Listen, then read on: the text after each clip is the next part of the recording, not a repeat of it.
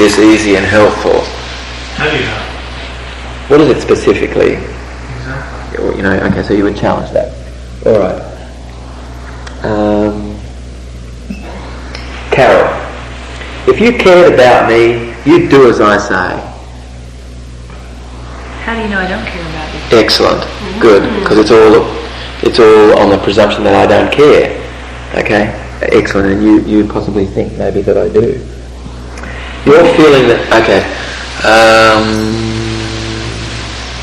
Ken, you're feeling the essence of genius as you read this manual. So actually, isn't that nice, because I've got read this manual in there, right? Amazing what insight you have. Okay, so how would you challenge that, right? As far as recognising mind reading, I said you're feeling the essence of genius as you read this manual. How do you know I've read this manual? As you are reading this manual, okay, so maybe you are not reading the manual, right? That's possible. Okay, and what else there? You're feeling the essence of genius as you read this manual. What is genius? What is genius?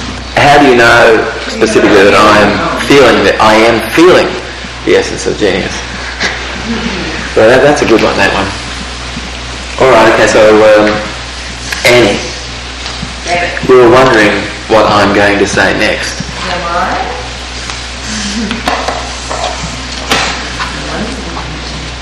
What is it specifically that I'm wondering that you're going to say next? Makes you think I'm wondering. Okay. Okay, so actually, sometimes that is occurring. The person's wondering what it is where you're going, and then actually that's a pace. Then that mind reading gives you credibility and also paces the person's experience, and you may be wondering, well, how far you can relax, because the person may be sensing, oh, actually you've set up this process where the person's relaxing, and they're thinking to themselves, I wonder how much I can relax. And so you say, and I wonder, to what degree you are feeling that you have the ability to be able to relax. You just throw in some embedded commands to the person to relax, and you've just asked a question, but you've really made a statement, several things you've told the person to do. All right. How long will it take you to realize how much you'll be able to relax? You are able. This afternoon, Alex was saying that he didn't feel very good today, and I said, I'm wondering when you're going to start to feel good. And he wanted to know when I was making that statement. Okay, so he's tuned in a little bit and realises, actually, when we take the time to make the statement as we're forming it, it does appear as if, that's contrived. And it's best when it's totally feeling like it's uncontrived. Like, I'm wondering. mostly the person is not knowing that a process is actually occurring, and it is. Then I think that's excellent. That's really excellent, because you've gained a degree of mastery. The person has got a clue that actually something's occurring, and it is. So if he asked me why I had stated, then that's a clue that I was contriving and picked up on. Oh, okay, so actually here's a way to ask the question, or make the statement. You might say, oh, I wonder, how long does it usually take you to start to get well now? And then actually he's gone with the question, how long, but you said start to get well now. Okay, and you've actually given the unconscious mind a time to start to get well now, actually. The main thing is that all of this works best when you're hitting below consciousness, okay? Right, we're going to do just a few more here now, if you'll stick with us, and then we'll take a break, okay? Alright, now recognising lost performatives, okay? That's basically when you haven't got a clue how something occurred, and there's a need for us to know that. So, Dave, if I said reading this makes me feel happy, how would you relate to that? Makes you feel happy. How does it? You would want to know how. You would want to know who, what, when, where. How does it make you feel specific? Okay, good. Would you also ask, what are you reading? Or Or is it just the how? Yes, you might, but anyway, in recognising the lost performative in the exercise itself, we're trying to figure out Preformative means? performative, performance. In other words, the performance is lost. How do we know how the performance occurred? Okay, so then you're using the meta model to get at that. All right, okay. I missed that one. Yeah, I don't get that one. All right, let's do another one, Ginger. I'm feeling good today.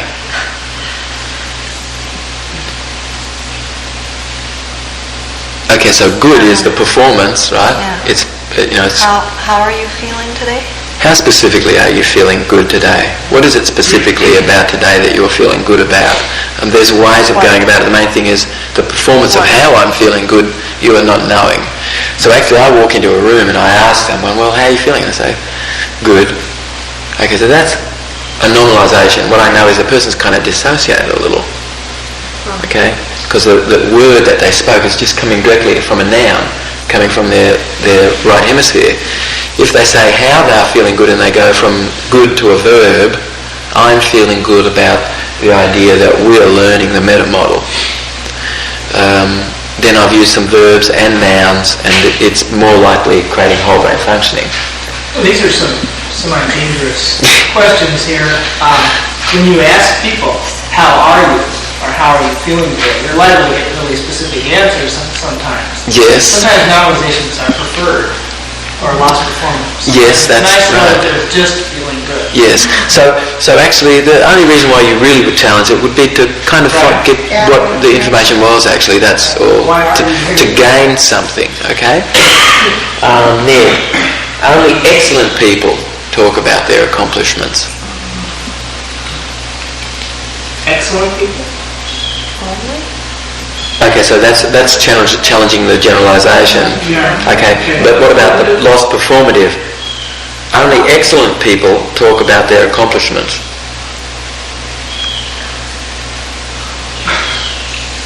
How specifically do excellent people talk about their accomplishments? Always how. What type of accomplishment? Huh?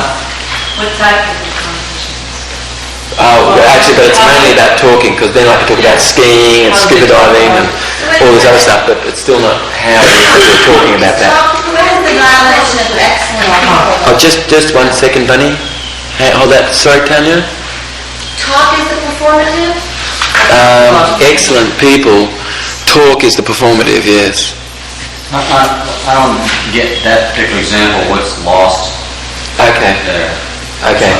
What is it that excellent people, how do excellent people talk in a manner What specifically are we talking about? that creates this excellence? How do people talk about their accomplishments that creates excellence? What is it specifically that how they're talking about to be excellent people? When they talk about their accomplishments, how do they become excellent? So it's actually all about talking about accomplishments. And we're trying to figure out how is it that you are talking about your accomplishments that enables you to be able to feel excellent. So this whole thing is like a generalization, and by finding out how it is that they talk, we begin to get more specific. Yes, because the main thing is that if you were interested in figuring out how the performance arose, then the question probably mostly will be how, a how question. Okay? All right. Richard, what are you going to tell me next about how much you...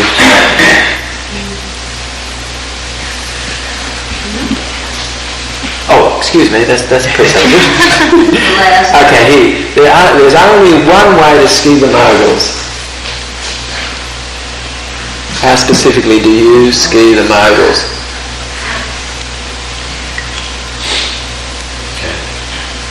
All right. So if I said, Jenny rides the bicycle well, and it was interesting for us to get the information on the performance. How does she do that? How specifically does Jenny ride the bicycle well? Okay. These are also called value judgments. Pardon? These lost performatives are also Yes. called value judgments. My understanding is that in all of these things, someone is is making a value judgment. There's one Yes. person that's declaring Yes. this or that. Right. So there's only one way to see the moguls, I would say, according to whom? Says who? Yes, if you were challenging the missing referential index, Johnny, you would say who specifically, who is this one, person actually? What is it? Who is that? Okay. How about, what way is that? Huh? How about, what way is that? Oh. That's another. Yes. Well, the main thing is you're getting at how the person or what it's that they're doing about skiing the moguls. That's excellent. Or that's What did you say number the three. good answer for that was? Excellent people talk about their accomplishments. How specifically do people talk about their accomplishments to feel excellent, or how do excellent people? How specifically do excellent people talk about their accomplishments? To get a handle on that. Specifically a mogul skiing this way. Yes, okay. There's a number of things that you could challenge with that number 4, isn't there? Because the person's created a generalisation. There's no way that we know who this one person is. No, there's only one way to ski the moguls, right? You don't even know what that is. Yeah. Okay. So what's the purpose of recognizing loss of performance? The ability to be able to figure out how it is that Jenny rode the bicycle well. If it was important for Andy to know how it was that Jenny's riding the bicycle well, then it would be important to ask that question. How specifically is Jenny riding the bicycle well? Also, it seems to me with all these statements, Yeah. that when we're in this generalized mode, we can just create such a state of mishmash, junked up thinking Yes. in our brain. This is how it happens. It's like somebody might say, "Oh, I just really didn't enjoy that," or "I really didn't like that. It didn't make sense to me," or blah blah blah. And you go, "Well, what did they really tell you? They haven't told Haven't told you a damn thing, really. This. So then, okay, so I say that isn't professional. Okay, now please somebody challenge that. That's What is Right. professional? Excellent. And what is that? What specifically is that? Yeah. And what specifically do you mean by being professional? And then the person says, well, caring for others and making sure that the person's. What do you mean, caring? Okay. Yes, and then you could go further actually with the person, and I would say making sure that the decisions that are made are prudent, and that prudent. And okay, so excellent. All right. So then I would say that the decision that's made is ecological to the person. That it's something that's forwarding us. That What do you mean, ecological? that the repercussion of the act itself is creating wellness, and that it's something which the person is capable of doing. Actually, you could go on and on. Oh no, yes, that's right. But the main thing is, So you could go on and More on specific information. using all of these violations. And I could go on and on questioning you and trying to kind of get you to be more specific. And it would be the person who's said the last word. no, Just do it. That's the only way to but you can okay, all right. Let's just say that I think that let's just say, okay, here, I think that Tonya is professional and you're not. Okay, now we can figure out what it is, what I'm meaning when I'm looking at Tonya and saying that she's professional and you're not. You would say then, well, how specifically is Tonya professional? And then I say, oh, she listens to what it is that's said. She has this great ability to be able to use her voice to direct the questioning in a certain way. Okay, so now I'm telling you why I think that she's professional, and basically if I said that she's professional and you are not, these are the reasons that I'm citing that you are not. So then there's a way for you to easily get into the meat of what I'm talking about when I'm saying that she's professional and you're not. So what you're saying is you would like him to listen more to you? Because you said that John would hear it. John may hear that. John may hear it that way, yes, certainly. So then John could challenge that, and he could say, well, how is it that you're sensing that I'm not listening to you? Or how is it that you're sensing that I'm not listening to you? And then I say, we're talking about the meta model and the use of the meta model to disclose information that's specific to our ability to move forward. And then John says to me, well, I'm using that way. Or what is it that I've done that you sense that I've not used the meta model this way? Okay? So then he's challenging my generalization, actually. This is a way, truly, to get right in. And I guarantee anybody, no matter what it is that's going on, there's a way really to get inside what they do.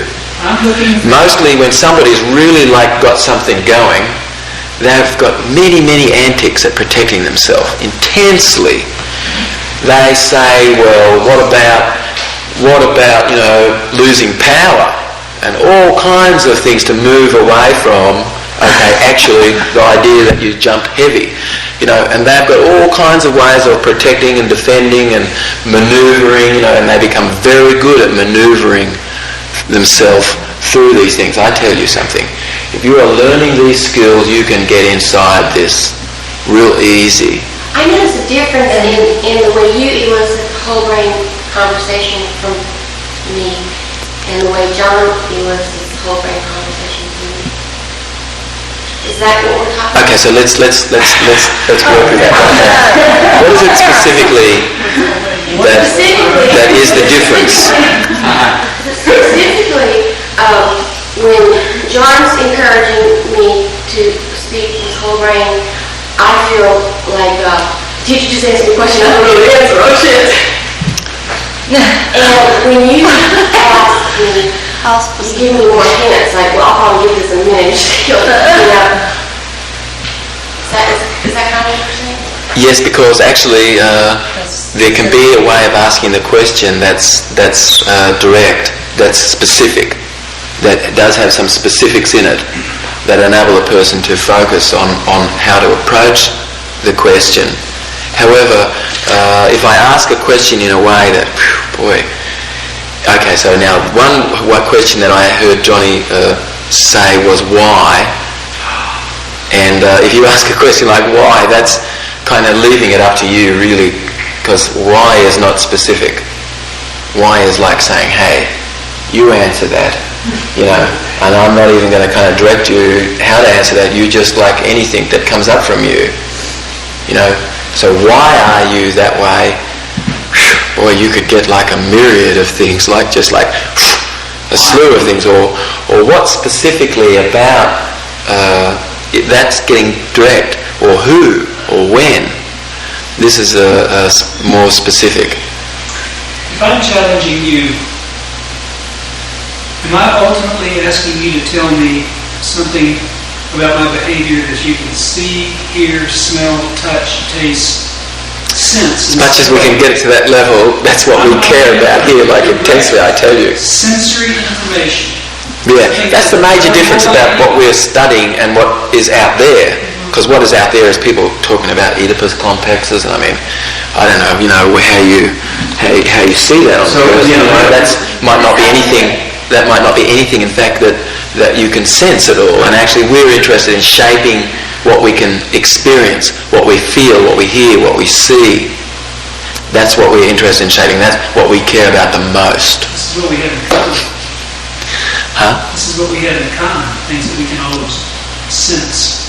Or what counts, I think, really is the tangible stuff that you can work with than the abstract generalizations about things. So taking this truly to the extreme then, one of the major things that I'm doing in my sessions is shaping the concrete things that are happening. to the person.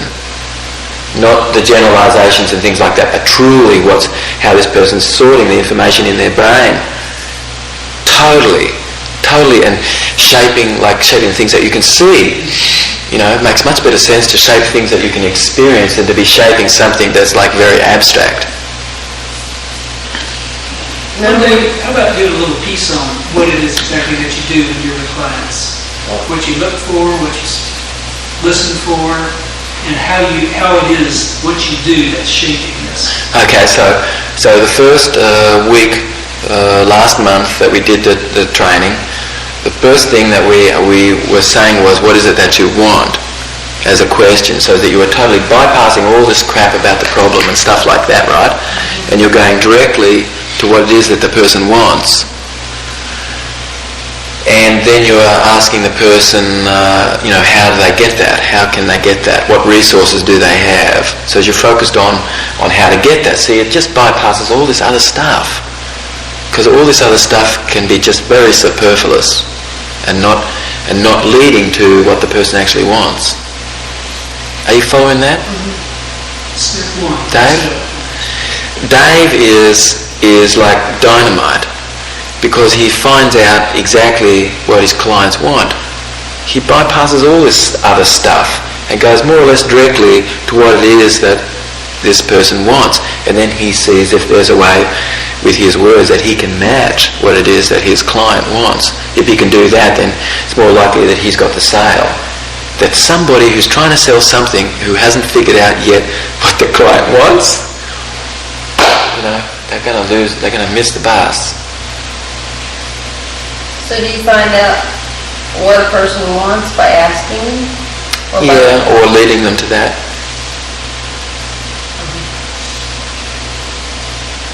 That's a good idea. Where's Ned? So Ned in his sessions with people, what is it that you want? Actually, and the person says, well, I want to feel like a little bit of a kind of a flow, in my bag again, rather than what would you get if you said, now, what's the problem? And then actually their words are creating the physiology of whatever it is, right? Okay. Well, their words are creating the physiology when they tell you what they want too. Yeah. Yes. A lot of That's it. what you want. Right, but they're going toward the goal as opposed to Excellent. back away from it. Excellent. Yes.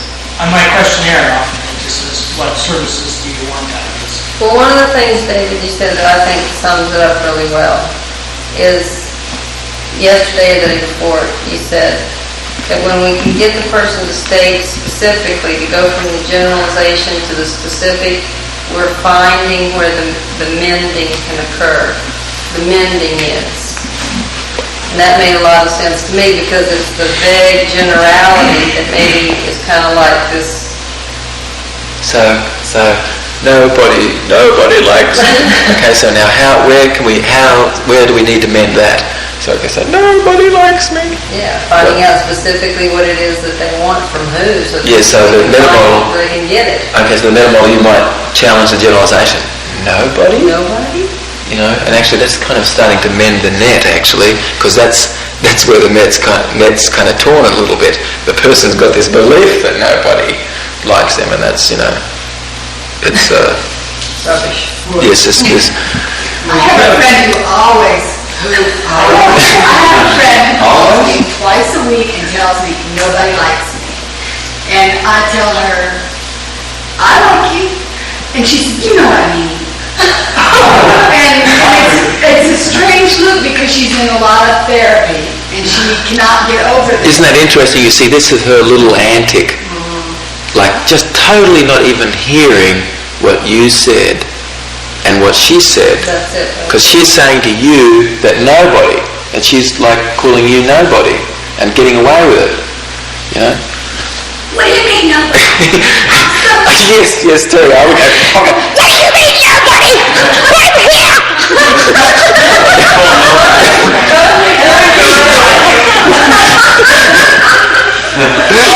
Yeah.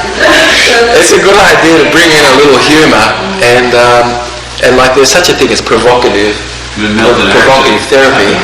And actually, like, there's a couple that do this, a husband and wife team, and they do it fantastically, I tell you. They just run rings, and it's really quite a lot of laughter and everything, and they spin off each other, actually. They're very good, and it's all change work really done in a provocative manner. Who's this? Oh, I read a book when I was in Sydney some years ago, and I can't remember who the people are, but There's a guy in New York City. provocative therapy anyway. If you look it up, you'll probably get them. All right, let's take a small break and come back. Yeah, 5-10 minutes. 5 minutes. What is the time, Johnny? Take a crack. 4:44. 4:44. All right, hold. What time do we want to finish today? Does anybody need to be? 6 p.m. All right, okay. So we're relatively easy. Okay, let's take a 10-minute break. Instead of moving around. I know. Actually, you just down the Oh, we're just about to get paid. Oh, no, every word. Do you want to do what do you want to do? What do you want to do? I think we should probably finish these. You don't see ladies getting it out of here? Is this one or a flat out? You know what I'm saying? Like it's all what? In other words, it gets more and more specific, and it can never be the thing except that it's always the same. Right. So that's I mean, I'm just starting to feel something. So it's like asking questions really down to a level where it satisfies what it is you need at that point. And then once we establish the questions you get. Or go with a little group and rehash.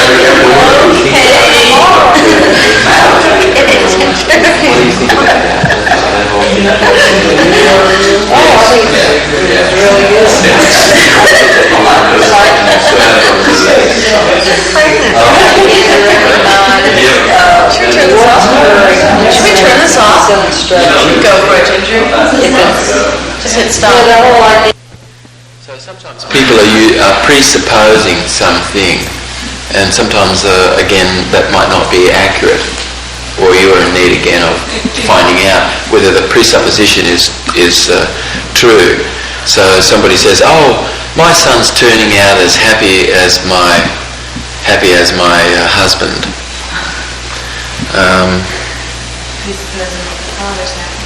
Yes. Okay. So what is the presupposition there? My son is turning out as happy as my husband. What's the presupposition? That the husband is happy. Okay. So how would you challenge that? That might not be true. You might sense that that's not true. How do you challenge that? How do you feel that your husband is happy? Yes. Okay. Yes. Yes, excellent, okay. So you're challenging...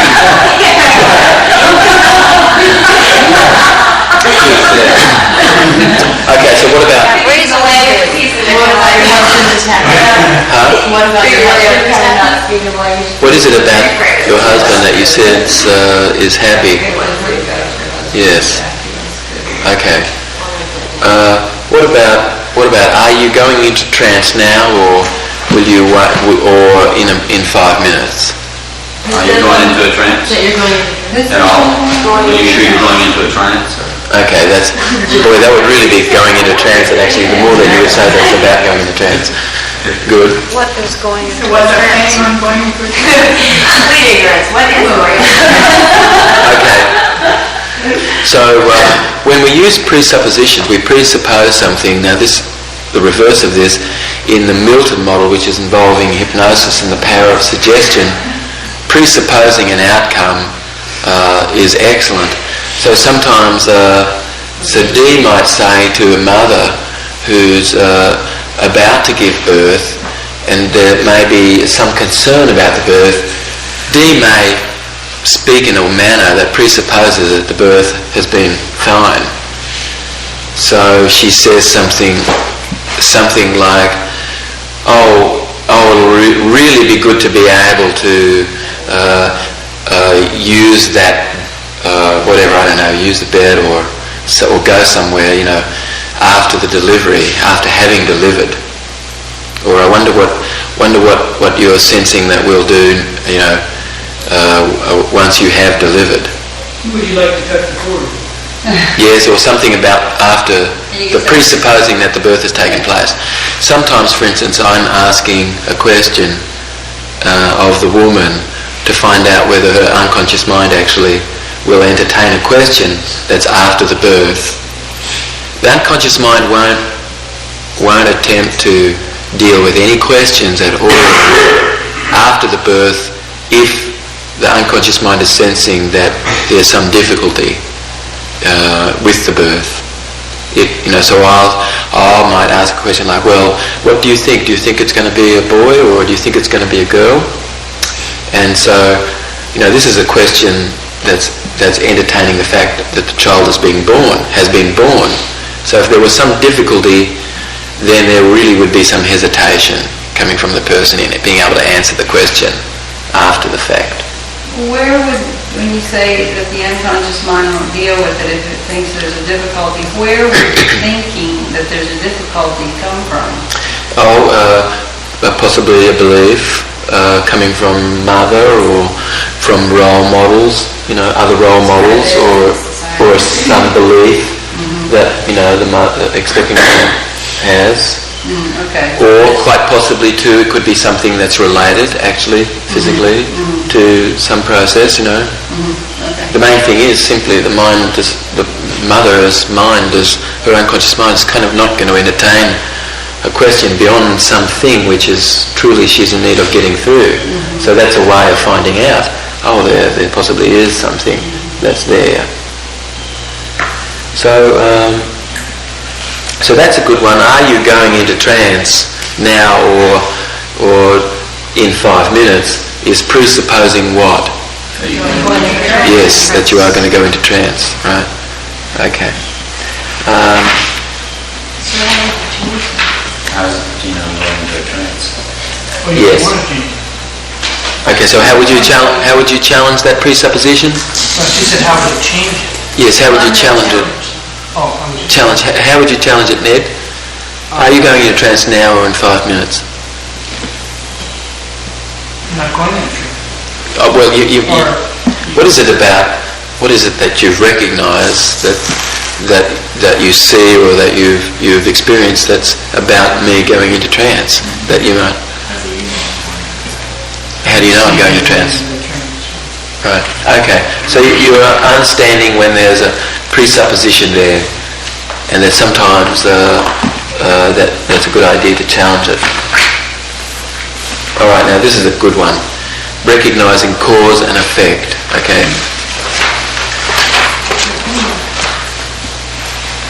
Okay. So change the following statements of personal into statements of personal responsibility and ownership.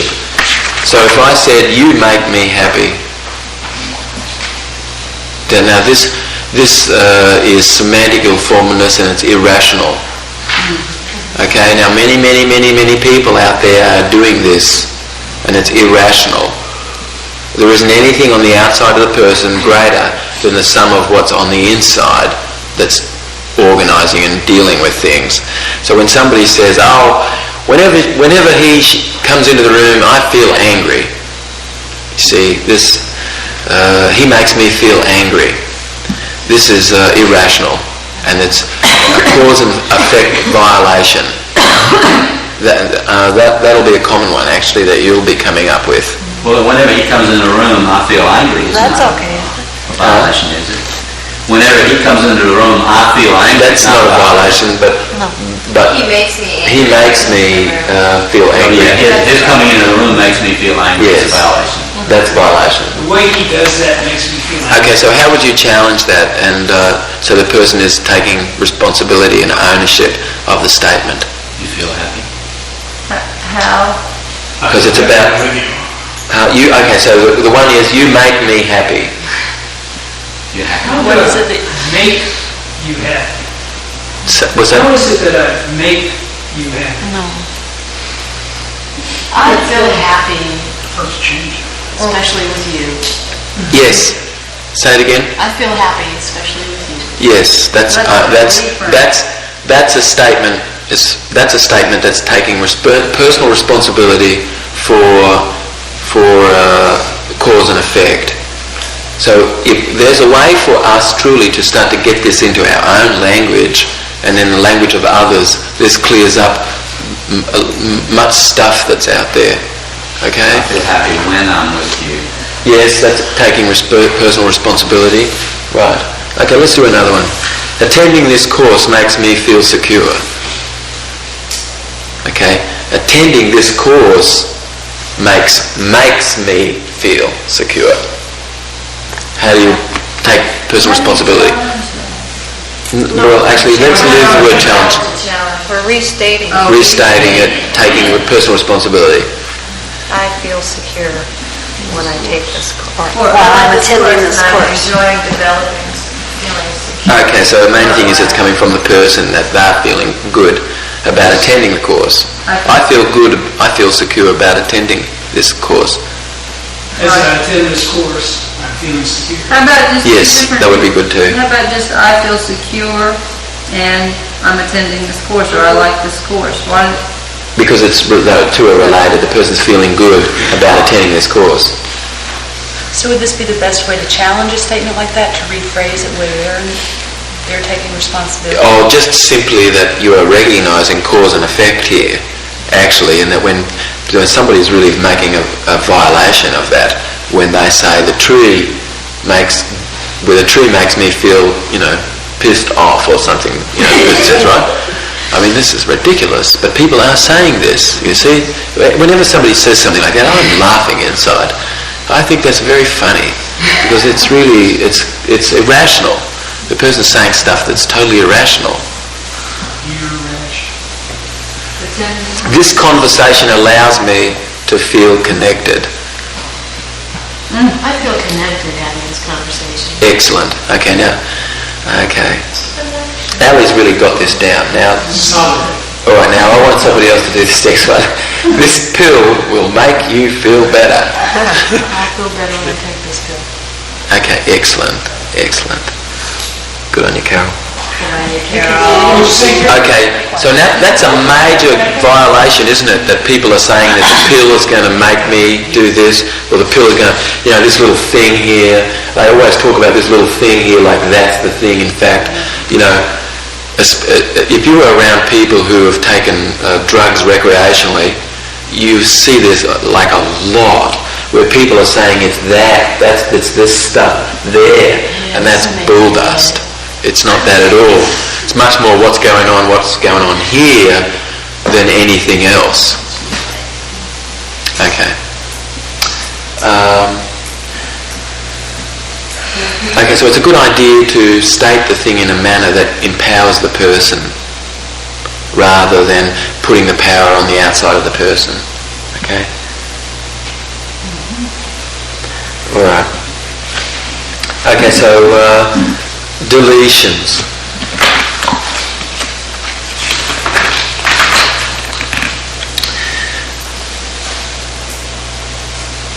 I feel okay. Let's challenge that and to recover the deleted material. I feel okay. Somebody challenge that. How do you feel?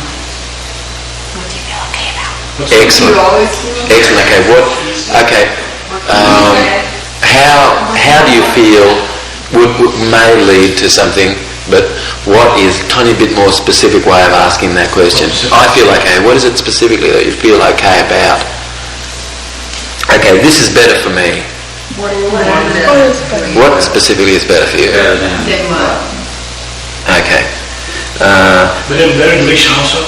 Pardon? Isn't better deletion also compared to deletion? Where? Isn't better? Isn't better? Yes, better is a comparison. Better than what? Someone said, Richard said over here, challenging that. And then also, what is it anyway? This is better for me. What specifically is better for you? Okay, this is good. What is good? All right. It's a good idea, just to learn it this way, because you can just say what is good, but what specifically is good? kind of really hones it for the person. Okay, we went out. Okay, and cover the information there. We went out. Where? Where specifically? Where? Who? What? Where? Who? What? When? Where specifically? Okay. All right. That's the best way to go. What specifically is the best way to go? Yes. Okay. Yes, okay, great, I'm glad you said that. Okay. Okay. Let's recover some deletions. Remember to ask who, what, when, where, how. Okay. You can see that there. I always say that. All right. Who, what, when? Okay. Let's recover the deletions. Continue. You always say that. What specifically? Do you always say? Say, and what's the that? Okay. This pill makes me feel better.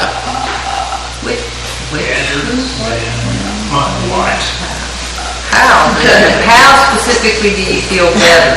Okay, actually now, What's specifically in there? In the pill makes you feel better? No, it's about what they... what specifically about taking this pill makes you feel better? That's recovering the deletion. But actually, is that a yes, recovering the deletion. Will make you feel better. Pardon? How does this Yes, but actually also it's a violation of cause and effect too, isn't it? Yeah, make So- more sense to find out what they feel, how they feel better. Yes, but you now, when you come up with something like that... How do you feel better after you've taken the pill? Yes. What is it about the way that you feel when you take this pill that you are feeling better about or something? But anyway, the main thing is that when something comes up like this, you will challenge what it is that makes sense to you to challenge. It's possible that truly the cause and effect thing is what you would want to challenge, because the person has got this idea that it's this which is actually doing the thing, and that that they are not responsible for what it is that's happening. Okay, or you just simply want to find out what is it about taking the pill that makes you feel better. Okay, eating fast food is good. For what? Good. What specifically is good about What? Good in what way? Okay, eating fast food is good. All right. Communicating is... Pardon? Where's the fast food over? Yes. All right, communicating is hard. No, it isn't. Yes. What specifically about communication is hard? Excellent. Excellent. Okay. It's not fair. What specifically? Okay, good. Because you want to find out what it is. Isn't that interesting? People are using it like a lot sometimes, expecting you to know what they mean by it, and you might not know at all. Okay. You always give silly examples. What example? Specifically. Okay, excellent. There's a couple of things you could challenge there, right? You could challenge the generalisation, always. Silly? Possibly. You could Examples is you a could challenge. What is it about the examples that are silly? Yes. Okay. So also in that, then you would probably choose to go for the always before the deletion, right? Yes, because it's possibly not correct. Right. Always is not correct. Well, since But there may be some silly examples, right? Yep. I lost my freedom. Okay. What is okay? So change that back into a verb. What do you mean by freedom? I lost my freedom. I lost my ability to go where I choose. How is it that you lost your ability to be free? Okay, would be changing freedom as a noun, right, into something that's actually about the process, a verb, being free. So you turn the noun into a process word again, into a verb. I'm not free. What would be free to you? Yeah. Yes. I think I would go for act freely. But actually, but Richard, you see, is about being free. You see, and I said I lost Yeah. my freedom. I lost my freedom.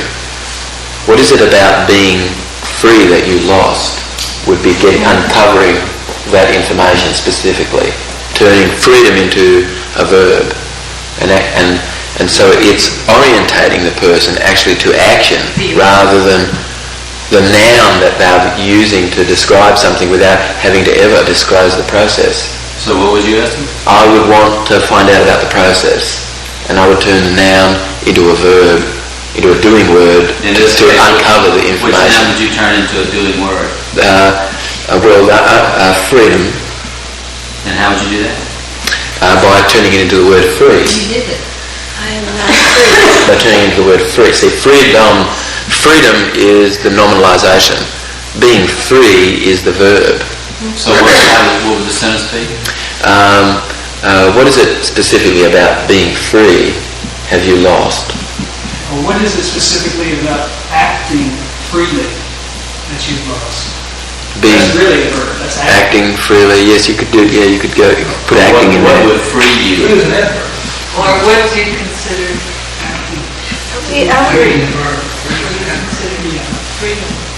What is it that you consider having lost about being free?